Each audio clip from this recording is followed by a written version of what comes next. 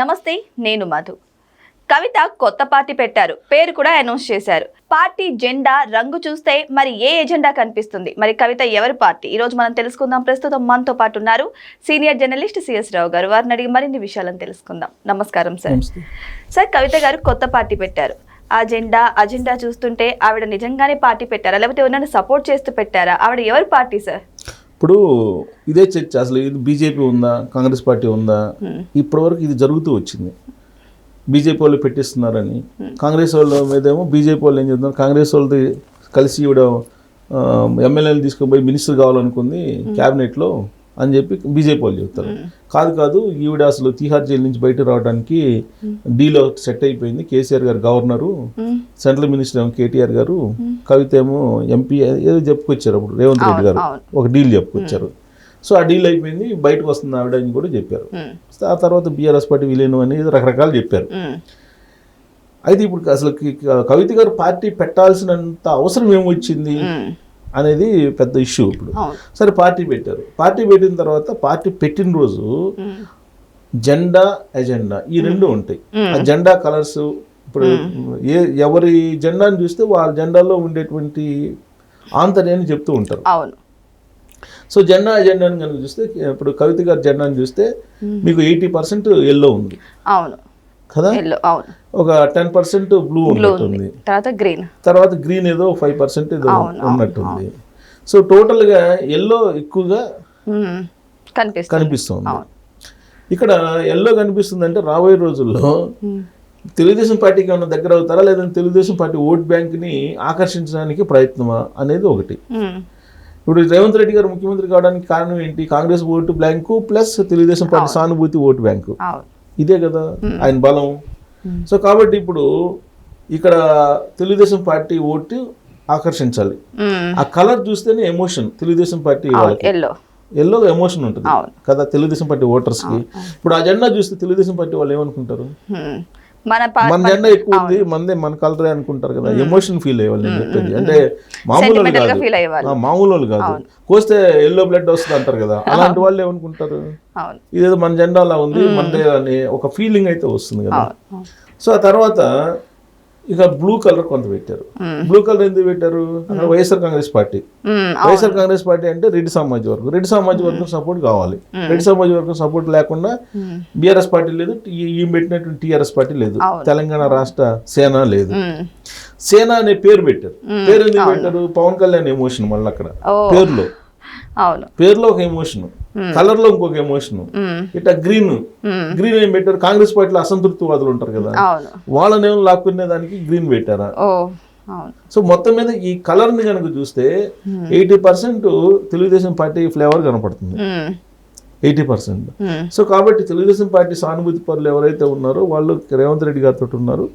రేవంత్ రెడ్డి గారి బలం ఏదైతే ఉందో ఆ బలం మీదనే కొట్టాలి అనేటువంటి కాన్సెప్ట్ కనిపిస్తుంది. ఇక ఎజెండా ఏంటి ఆవిడది అని అంటే, ఆవిడ చెప్తుంది నేను సీఎం కావాలని చెప్తుంది, అంతే కదా. నా ఎజెండా ఏంటి? సీఎం కావాలని చెప్తుంది. సో సీఎం కావాలంటే కోయలేషన్ గవర్నమెంట్ కావాలి. సొంతగా ఆవిడ గెలిచేటువంటి పరిస్థితి ఎందుకు ఉంటుంది? 10 సంవత్సరాల పాటు కల్వకుంట్ల ఫ్యామిలీ రాజ్యం వెళ్ళిన తర్వాత, కల్వకుంట్ల ఫ్యామిలీలో మెంబర్ అయిన తర్వాత, కల్వకుంట్ల ఫ్యామిలీలో బిడ్డ ఆవిడ, మరి వాళ్ళు వేరు వీళ్ళు వేరు అని అంటే జనం తెలంగాణ సమాజం నమ్మే పరిస్థితి ఉంటుందా? కేసీఆర్ గారు వేరు, లేదా కవిత గారు వేరు, కేటీఆర్ గారు వేరు, కవిత గారు వేరు అంటే ఎవరైనా నమ్ముతారా? నమ్మరు, నమ్మే ప్రసక్తి ఉండదు. ఇవాళ కూడా జగన్మోహన్ రెడ్డి గారు, షర్మిల గారు ఇద్దరు వేరు వేరు అంటే ఎవరు నమ్మట్లా. ఆ విధమైన విమర్శలు చేసుకుంటున్నప్పుడు కూడా, ఆవిడ వ్యక్తిత్వ హననం చేస్తున్నప్పటికి కూడా, ఆ విధంగా ఆ బ్లడ్ లో తేడా ఉంది అని చెప్పి తీవ్రమైన విమర్శలు చేస్తున్నప్పటికి కూడా, లేదు ఇదేదో పెద్ద డ్రామా నడుస్తుంది, వాళ్ళు ఎప్పుడైనా ఒకటవుతారు అనేది ఉంది కదా. సో ఇప్పుడు కూడా వీళ్ళు కూడా ఇప్పుడు కవిత గారు బయటకు వచ్చి ఇవన్నీ పెట్టారని అంటే కేసీఆర్ గారు వ్యూహం లేకుండా పెడతారా? కేసీఆర్ గారు మంచారు అంటుంది కదా ఇవ. అవును, చుట్టూ ఉన్న వాళ్ళు చెడ్డవాళ్ళు, కానీ కేసీఆర్ మన మరమనిషిని చేశారు ఆయన్ని. అంతకుముందు మంచి మనిషి, ఇప్పుడు మరమనిషిని చేశారు అని చెప్పి అంటున్నారు. ఎవరు చేశారు? చుట్టూ ఉన్నారు అన్నది దాకా ఈవిడే కదా. రీసెంట్ గా కూడా ఆయనకి బాగాలేకపోతే హాస్పిటల్కి వెళ్ళి వచ్చింది కదా. సో కాబట్టి ఇక్కడ విత్ ఇన్ ది ఫ్యామిలీ ఒక ఎజెండా, హిడెన్ ఎజెండా ఏదో నడుస్తుంది. ఆ ఎజెండా ఏంటి అని అంటే, అయితే మీరు కావాలి సీఎం, లేదంటే నేను కావాలి. ఓకే. ఇప్పుడు కేసీఆర్ గారికి సపోర్ట్ చేసేటువంటి వాళ్ళు కొంతమంది ఉంటారు, కవిత గారికి సపోర్ట్ చేసే వాళ్ళు కొంతమంది ఉంటారు. రేపు రాబోయే రోజుల్లో ఒకవేళ ఈక్వేషన్ మారింది అనుకోండి, ఇప్పుడు కాంగ్రెస్ పార్టీతో కలిసి వెళ్ళొచ్చు కవిత గారు, అంతే కదా. బీజేపీ తోటి ఎలాగో బీఆర్ఎస్ పార్టీ వెళ్తుందని చెప్పి అంటున్నారు. ఇన్ కేసు అది విలీనం అయినా కానీ ఒక పార్టీ అయితే మనకు ఉండాలిగా, ఒక పార్టీ అయితే ఉండాలి. ఏదైనా అధికారంలో ఉంటాంగా, ఏదైనా అధికారంలో ఉండాలి. అధికారం అయితే కన్ఫర్మ్ అధికారం అయితే ఉండాలి.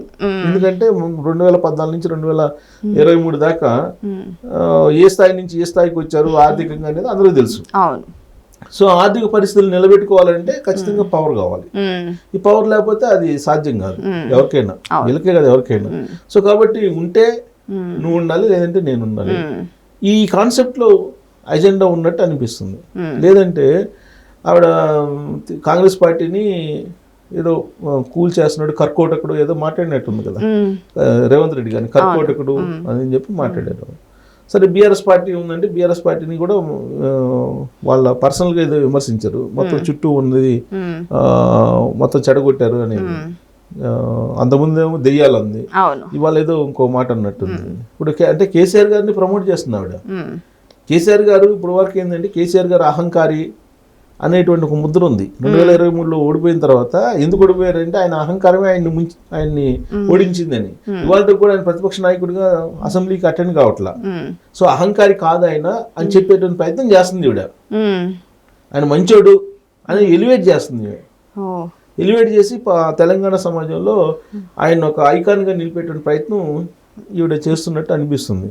పైగా టీఆర్ఎస్ పార్టీ ఉంది. ఈ టీఆర్ఎస్ పార్టీ లేనందువల్ల కొంత నష్టం జరుగుతుంది. సో ఆ ఎమోషన్ ఏదైతే ఉందో టీఆర్ఎస్ పార్టీ, ఆ తెలంగాణ అనేది, దాన్ని కొంత ఇటువైపు లాక్కునేటువంటి ప్రయత్నం ఎవరు కవిత గారు. ఇప్పుడు ఏ కోణం నుంచి చూసినా ఈవిడ సింగిల్ గా అధికారంలోకి వచ్చే పరిస్థితి కనపడుతుందంటే ఇప్పుడు వరకైతే కనిపించలేదు. అనూహ్య పరిణామాలు చోటు చేసుకుంటే తప్ప. ఇది బీఆర్ఎస్ పార్టీ టోటల్ గా బీజేపీలో విలీనం అయిపోతే అప్పుడు టీఆర్ఎస్ పార్టీ అప్పుడు మళ్ళీ పుంజుకునే అవకాశం ఉంది. కానీ ఎలక్షన్స్ టైంలో టీఆర్ఎస్ కూడా బీఆర్ఎస్ లో చేరిపోతుంది అని అంటున్నారు సార్, ఇది నిజమేనా? టీఆర్ఎస్ బీఆర్ఎస్ లో చేరుతుంది అని అంటున్నారు, కవిత టీఆర్ఎస్ బీఆర్ఎస్ లో చేరుతుంది అంటున్నారు. చెప్పలేము, చేరే అంటే పొత్తు పెట్టుకుంటారేమో రాబోయే రోజుల్లో. ఒకవేళ పొత్తు పెట్టుకోకపోయినా ఎలక్షన్ అయిపోయిన తర్వాత ఒకవేళ అవసరం అయింది అనుకో గవర్నమెంట్ ఫామ్ చేయడానికి, మా డాడీకి ఇస్తానంటుంది. డెఫినెట్గా అంటారు కదా ఎవరైనా. ఇప్పుడు అక్కడికి వచ్చేటప్పటికి వేరే వాళ్ళకి ఎందుకు ఇస్తాను, మా డాడీకి ఇస్తానంట. అక్కడ ఈక్వేషన్ మారేస్తారు, ఆటోమేటిక్గా మారిపోతుంది రాజకీయ సోదరంగంలో. అదంత కష్టమేం కాదు. అసలు ఇప్పుడు ఏం టీము ఈమె అనేటువంటిది ఉంది. ఇప్పుడు కలర్ చూస్తేనేమో తెలుగుదేశం పార్టీ తోటి అలైడ్ అయిపోయేమన్నా వస్తారేమో. ఎందుకంటే రాబోయే రోజుల్లో ఇప్పుడు తెలుగుదేశం పార్టీ కూటమి ఇక్కడికి వచ్చింది అనుకోండి, కూటమి ఇక్కడ వస్తే జనసేన నా పార్టీలోనే సేన ఉంది అని చెప్పి చెబుతారు. ఆ తర్వాత తెలుగుదేశం పార్టీ నా కలరే, నా జెండా కలరే ఇదని అని చెబుతారు. సో పొత్తుకు ఒకవేళ వస్తే కనుక జనసేన తెలుగుదేశం పార్టీ బీజేపీ తోటి కలిసి కూడా ఆవిడ చేసే అవకాశం ఉంది. ఇప్పుడు ఎందుకంటే బీఆర్ఎస్ పార్టీ అంతకుముందు టీఆర్ఎస్ పార్టీ నాకు తెలిసినంత వరకు తెలుగు రాష్ట్రాల్లో ఉన్న అన్ని పార్టీలతో పొట్టు పెట్టుకుంది టీఆర్ఎస్ పార్టీ. అన్ని పార్టీలతో పొత్తు పెట్టుకుంది టీఆర్ఎస్ పార్టీ. కాంగ్రెస్ పార్టీతో పొత్తు పెట్టుకుంది అంటే అప్పుడున్న టీఆర్ఎస్ పార్టీ, ఇప్పుడున్నటువంటి బీఆర్ఎస్ పార్టీ. నేను చెప్పేది అన్ని పార్టీలతో, కాంగ్రెస్ తో పొత్తు, కమ్యూనిస్టులతో పెట్టుకుంది, తెలుగుదేశంతో పెట్టుకుంది, అన్ని పార్టీలతో పెట్టుకుంది అవసరాన్ని బట్టి. సో కాబట్టి అసలు ఈ తెలుగు రాష్ట్రాల్లో ఉండేటువంటి అన్ని పార్టీలతో పొత్తు పెట్టుకున్న పార్టీ ఒక టీఆర్ఎస్ పార్టీ. కాబట్టి వాళ్ళు రేపు రాబోయే రోజుల్లో ఈ పార్టీతో పొత్తుండ్రు, ఆ పార్టీతో పొత్తుండ్రు అని చెప్పి చెప్పడానికి లేదు. ఎక్కడైనా మారిపోవచ్చు. ఇది చరిత్ర నేను చెప్తుంది. మనం ఏదో ఊరికే ఊహాగానాలు కాదు, చరిత్ర. 2009లో మహాకూటమిగా అన్ని పార్టీలతో కలిసి వెళ్ళారు, తెలుగుదేశం పార్టీతో కలిసి వెళ్ళారు కదా. అంతకుముందు 2004లో కాంగ్రెస్ పార్టీతో కలిసి వెళ్ళారు కదా. సో కాబట్టి ఎప్పుడు ఏ పార్టీ 2009లో మహాకూటమి, అంతకుముందు కాంగ్రెస్, 2014 వచ్చి సింగిల్గా పోటీ చేశారు. సో కాబట్టి ఎప్పుడు తర్వాత బహుజనులను కలుపుకొని కొన్ని రోజులు వెళ్ళారు. ఆ పార్టీ అన్ని పార్టీతో నీకు పొత్తులు పెట్టుకుంటూ వచ్చింది. సో ఇప్పుడు మెర్జ్ అంటున్నారు. మెర్జ్ అయితే ఇప్పుడు టీఆర్ఎస్ ఇంకోటి ఉంది, మళ్ళీ ఇంకో రూపంలో వచ్చింది టీఆర్ఎస్. ఇప్పుడు రాష్ట్ర సమితి కాకుండా సేన తగిలించుకొని వచ్చారు. సో కాబట్టి ఇప్పుడు ఇవన్నీ ఒక తానులో ముక్కలు, ఈ పార్టీలన్నీ ఒక తానులో ముక్కలు, ఈ బీఆర్ఎస్ పార్టీ టీఆర్ఎస్ పార్టీ అనేది. సో వాళ్ళిద్దరూ ఒకటి కావచ్చు, లేదు కూటమిలో కలవచ్చు, ఇది ఎన్డీఏ కూటమిలో, లేదని అంటే ఇండియా కూటమిలో కూడా కలవచ్చు.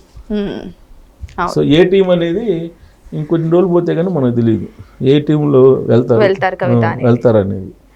సో కవిత స్ట్రాటజీ చూస్తుంటే రకరకాలుగానే వార్తలు వస్తున్నాయి. మరి ఏ టీంతో పొత్తు పెట్టుకోబోతుంది, మరి వెయిట్ చేసి చూద్దాం. మరి ఈ పార్టీ స్ట్రాటజీ ఏంటనేది. Thank you so much.